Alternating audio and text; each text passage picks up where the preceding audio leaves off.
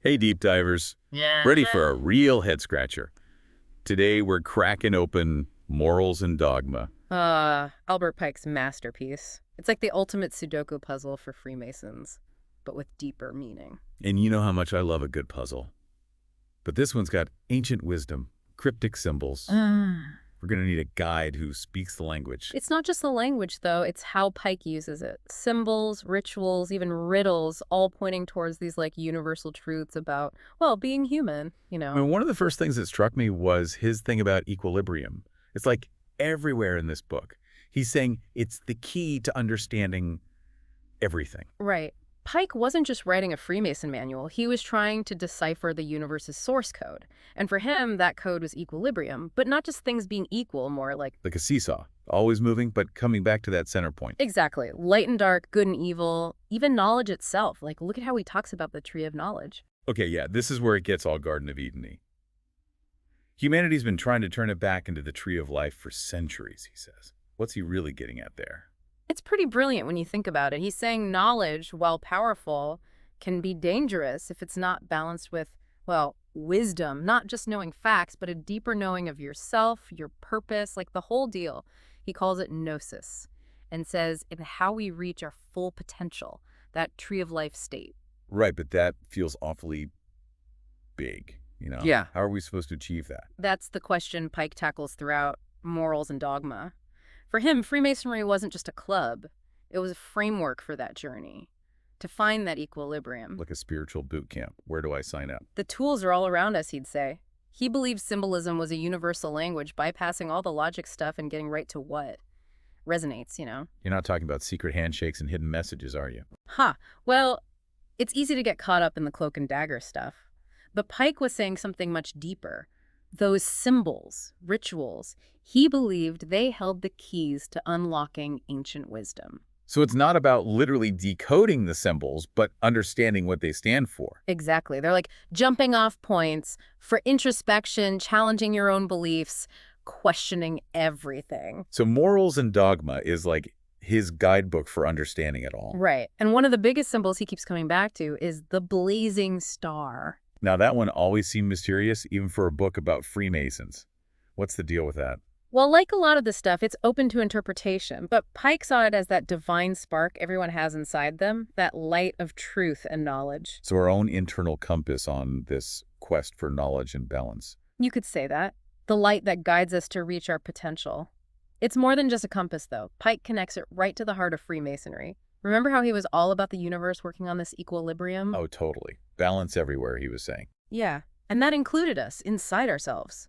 Light and dark, reason and intuition, the material and the divine, all in one person. The blazing star is that spark of the divine, that potential for enlightenment that we all have. Okay, I like that imagery, but it's also kind of, I don't know, hard to grasp. How do you actually get to that inner blazing star? Make it stronger? Well, this is where Pike gets really interesting. He's not afraid of the more, let's say, esoteric side of Freemasonry. He thought those rituals, those symbols passed down, they held the key literally. Hold on, you're saying it's not enough to just intellectually get the symbols. You got to experience them, like embody them or something. Right. Those rituals were like a bridge, he thought, connecting the physical to the spiritual, something bigger than us. So Freemasonry as a path, almost. Yeah, Guided by these ancient symbols and how they made you feel. you're getting it. But like any good journey, not always easy street, right? Pike believed in knowledge, but the real stuff, the enlightening kind, that took more than just memorizing. Facing hard truth, questioning yourself, always wanting to understand more. This is where he talks about the royal secret, isn't it? I gotta admit, that phrase always sounded a little too Dan Brown for me. Right. The royal secret, you expect a hidden treasure or something. But Pike meant something way deeper. Okay, so what was it? No more secrets, come on. It's not so much a secret thing as a secret state, you know?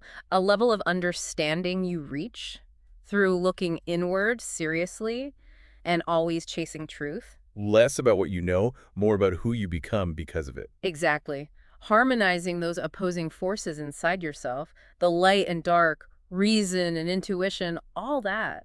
That's how you align with that blazing star he's talking about. Whoa, okay. Way more profound than I thought.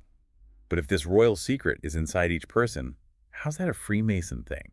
Shouldn't they all know it already? And that's the really cool part of what Pike's saying. He saw that journey, becoming your best self, as tied to how you are with other people. Real brotherhood, really getting each other. It only worked if everyone was trying to grow themselves and help each other do the same. So not just getting along, but like challenging each other to be better. Yes. And for that, you need trust, real respect to even start.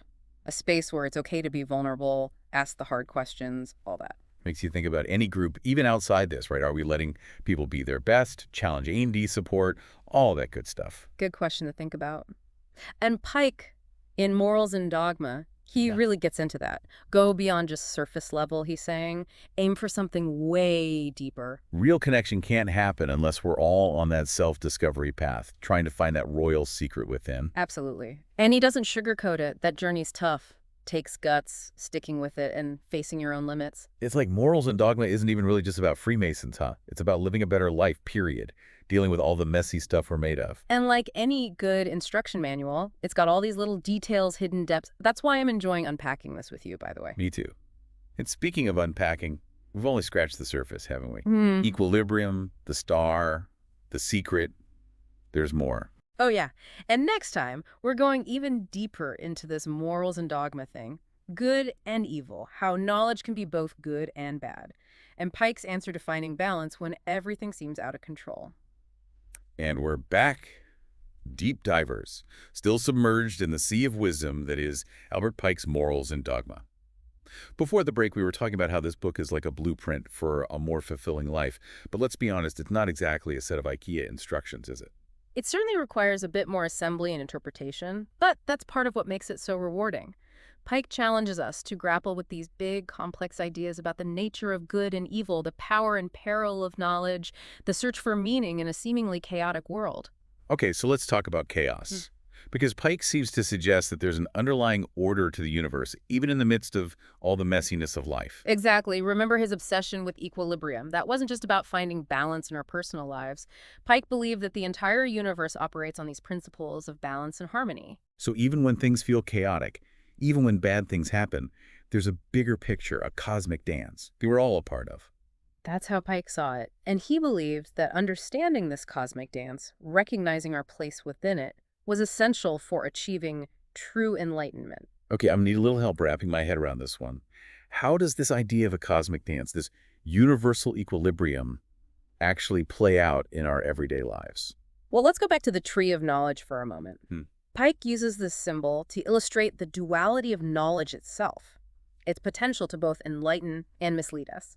He suggests that true knowledge, the kind that leads to wisdom, requires us to acknowledge both sides of this duality, the light and the shadow, the good and the bad. So it's not about ignoring the bad stuff, pretending it doesn't exist. It's about confronting it, understanding its role in the grand scheme of things. Precisely. Pike believed that everything, even the things we perceive as negative or evil, serves a purpose in the cosmic order. It's like the yin and yang. You can't have one without the other. It's the interplay of these opposing forces that creates balance, that drives growth and evolution. Okay, I can see how that applies to the universe as a whole, but what about on a more personal level? How does acknowledging the shadow side actually help us become better people? Think of it this way. It's easy to be good when everything is going our way. But it's in those moments of darkness, when we're faced with challenges, setbacks, even our own flaws, that we have the opportunity for real growth. It's in those moments that we're forced to confront our limitations, to dig deep and find the strength to overcome adversity. That reminds me of something you said earlier about the royal secret. You said it wasn't so much a piece of information, but a state of being, a level of understanding that comes from facing those challenges head on. Exactly. It's about integrating those shadow parts of ourselves, learning from our mistakes, and emerging from those experiences stronger and wiser. So it's not about achieving some kind of perfect, unblemished goodness. It's about embracing the messiness of being human and finding that inner balance amidst all the chaos. You've got it. And Pike believed that this process of personal transformation, of seeking that inner equilibrium, was not just a solitary pursuit. He saw it as inextricably linked to our connections with others. That makes sense. It's like we need each other to reflect back those shadow parts of ourselves, to support each other through those inevitable challenges and moments of darkness. Precisely. And that's where the idea of true brotherhood comes in. Mike believed that Freemasonry, at its core, was about creating a space where individuals could support each other on this journey of self-discovery, where they could challenge and encourage each other to become their best selves. It's about more than just sharing secrets or wearing funny hats. It's about fostering a deep, meaningful connection based on mutual respect, trust, and a shared commitment to personal growth. Exactly, and that's the message that I think resonates most strongly today, even for those of us who aren't Freemasons. In a world that often feels increasingly divided, Pike reminds us of the power of human connection, the importance of seeking understanding and building bridges across difference.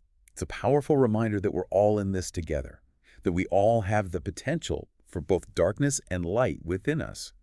And it's through embracing that duality, both within ourselves and in our relationships with others, that we can truly begin to create a more harmonious and enlightened world.